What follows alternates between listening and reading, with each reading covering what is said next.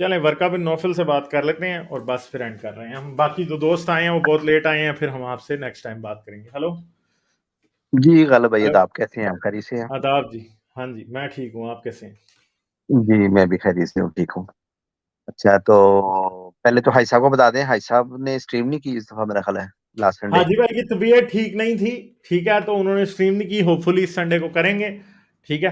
तो बस अब उनकी तबीयत ठीक नहीं थी तो वो नहीं कर पाए, तो होपफुली फिर संडे को कर लेंगे। ठीक अच्छा है। अच्छा, चलें सही है, मैं अभी देखता हूँ, चेक करता हूँ फिर हाई साहब से मैं।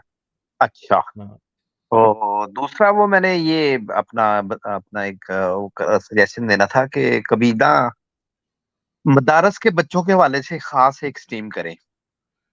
हाँ जी, हाँ जी, बिल्कुल करेंगे, तो करेंगे बिल्कुल। उसमें फिर हाँ। जो है ना, वो बाकी मजालम का तो लोग सामने आते ही रहते हैं, जो कुछ होता है बच्चों के साथ। लेकिन वो एक और पहलू है जो जिसका मैं जो है ना चश्मदीद हूँ। हमारे सामने ऐसा हम्म। होता था कि बाज बच्चे होते थे जिन बेचारों की ज़हनी इस्तेदाद नहीं होती थी हिफ्ज करने की ना, उनको याद हम्म। कुछ नहीं रहता था।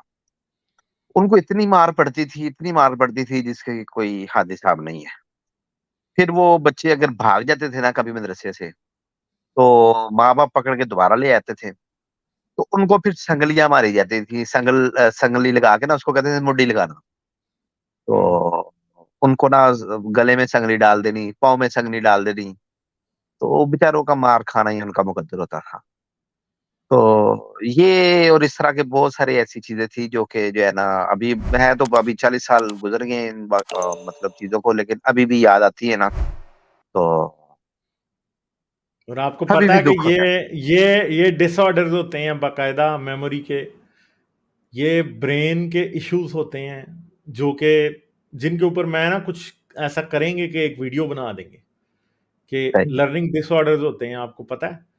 और मेमोरी बिल्कुल। डिसऑर्डर्स होते हैं जो कि नहीं लोगों को याद होती चीज़ें। ठीक है। तो वो लोग नहीं याद कर सकते हैं। मैं अब आपको एक सिंपल बात बताऊं, मैं रट्टे में फेल था, मेरे से सही। रट्टा नहीं ला सकता। मैं हम्म। रट्टा नहीं लगा सकता था पूरी जिंदगी। आई ऑलवेज स्ट्रगल्ड विद रट्टा, मैं लगा ही नहीं सकता था। क्यों? और मुझे ये बात समझ आती है कि मेरा ब्रेन डिफरेंट है, मैं रट्टा नहीं लगा सकता। मैं चीजों को अंडरस्टैंडिंग के साथ करता हूँ हमेशा। ठीक है। सही। तो यूनिवर्सिटी लेवल से पहले मैं हमेशा जलील ही होता था जब रट्टे लगाने पड़ते थे। और यूनिवर्सिटी में हम्म। भी रट्टे लगाने पड़ते, क्योंकि कुछ टीचर ऐसे होते हैं वो एक्सपेक्ट करते हैं कि आप रट्टा लगाएं। तो अब आप क्या करेंगे फिर? तो मैं तो हमेशा जलील होता रहा हूं इस बात पे कि रट्टे लगाओ। और उनको जब तक आप अपने अल्फाज में आप जितना मर्जी खूबसूरत लिख दो, तो वो उसको आपको नंबर नहीं देंगे, वो रट्टे पे देंगे नंबर। हाँ जी, तो आप रब्बे भी। पूरी जिंदगी मार खाते हैं। जो जेन्युइन अंडरस्टैंडिंग वाला स्टूडेंट है उसकी तो पाकिस्तान में, इंडिया में कोई कदर ही नहीं है। नहीं और है मैं ऐसे ही। मैं तो रट्टे में फेल था। मुझे रट्टा बड़ी हद है कि मैं बड़ी मेहनत से रट्टा लगाऊंगा तो मुझे अगले 2 दिन याद रहेगा और उसके बाद मैं भूल जाऊंगा। ठीक है। तो क्या करूं फिर? सही है। मेरे अपने बेटे की मिसाल हाँ। मेरे सामने है, अब मेरा हेटेरोडॉक्स ने बच्चा जो है ना। डिसलेक्सिया की जी जी। एग्जांपल दी है, डिसलेक्सिया वाले स्टूडेंट्स को नहीं रट्टा लगता। कुरान है ही सही है। रट्टा, अब क्या करें? ये हाँ जी। कहते हैं ये कहते हैं कि कई आते हैं मोमिनीन जो आके कहते हैं कि कुरान देखें कितनी आसानी से याद हो जाता है, अल्लाह का बहुत बड़ा मौजूदा। वो खे मौजूदा है। वो स्टूडेंट्स जो मार खा खा के बेचारे हड्डियां तोड़वा लेते हैं। अभी पिछले दिनों एक वीडियो आई है, जो स्टूडेंट को मार रहा है वो बड़े गंदे तरीके से, मौलवी। हाँ जी। ठीक है, वो मेरे ख्याल जी, है 13-14 साल का लड़का है जिसको वो जानवरों की तरह मार रहा है। ये ठीक है। आम बात है गालिब भाई, ये हाँ। तो इस तरह दिन में कितनी दफा हम बच्चे जो है ना वो देखते थे, इस तरह मौलवी मार मार मार मार के अशर कर देते थे। तो हम्म। बाकी ये जो दूसरी बात है ना कि ये डिसऑर्डर्स होते हैं या स्पेशल मतलब ये हालत होती है हर तरह की। अपना एक मेरा अपना जो एक बेटा है वो अपना, मैं भी हाफिज हूँ वैसे हम्म। तो मेरी अक्ल मत मारेगी, सब कुछ पता होने के बावजूद ऐसा मजहबी हैजा था कि मैंने अपने बेटे को भी जो है ना हिफ्ज पे डाल दिया। और तो ये मैं आपको एक बात बताऊं, एक हाँ, बात चलें आप कर लें फिर मैं बताता हूं। तो बड़ा ही काबिल बच्चा, इतना काबिल बच्चा था वो कि मैं आपको वाकयात बताऊं तो आप हैरान हो जाए कि इतना काबिल बच्चा। लेकिन जब उसको हिफ्ज में डाला है तो वो बिल्कुल बेचारा खुनजेन हो गया।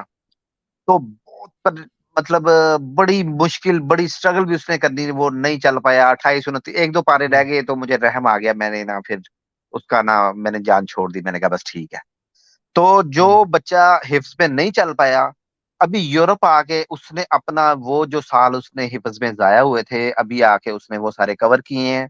उसने अपनी दोबारा से तालीम में जो है ना वो बल्कि इतना जबरदस्त निकला है। वो उसने अपनी डिग्री की है, डिग्री करी है, करने के बाद अब वो यहाँ पे जो है ना वो अपना स्टूडेंट्स को आइल्स की तैयारी कराता है, जो लोग नए आते हैं वाह जो वाह यहाँ वाह। पर। तो लेकिन बज़ाहिर वो ऐसा लगता था कि वो कुंज़ेन है, वो बिल्कुल किसी काम का ही नहीं है, वो हिफ्ज नहीं कर पाया। तो ये अब सारा कुछ ही जो है ना हमारे तो सामने है, हमारे तो जो है ना वो सब कुछ अपनी आंखों से देख रखा है कि क्या। और दूसरी और बात उस यह है कि बच्चे को एक आमतौर पे, हाँ जी चले जी आपने तो ब्रिलियंट बच्चे को डाला था ना, आमतौर पे लोग अपने वो बच्चे जो स्कूल में अच्छा नहीं कर रहे होते क्योंकि उनको ऑलरेडी कुछ प्रॉब्लम्स होते हैं, वो उनको उठा के मदरसे में डाल देते हैं, और वो वहां पे मौलवियों की मार खा खा के स्कूल में होते तो कुछ कर लेते, वहां पे वो कुछ भी नहीं कर पाते। पूरी जिंदगी के लिए वो बच्चे बर्बाद होते हैं। मदरसों का माहौल ऐसा है कि वहां पे बच्चे अब्यूज भी होते हैं, फिजिकली भी अब्यूज होते हैं, सेक्सुअली भी अब्यूज होने का बहुत बड़ा चांस होता है, और बहुत से बच्चे होते हैं। ठीक है, और फिर एंड पे रिजल्ट क्या निकलता है कि वो बच्चा जो है वो बिल्कुल तबाह बर्बाद हो जाता है आखिर पे, और फिर कोई उसकी सिचुएशन नहीं रहती। हालांकि ये सारे लर्निंग डिसऑर्डर हैं। चले, लाइक शेयर और सब्सक्राइब करना मत भूलें। इसके साथ साथ आप मेरे चैनल को पेट्रियन पर सपोर्ट कर सकते हैं। पेट्रियन का लिंक वीडियो की डिस्क्रिप्शन में है।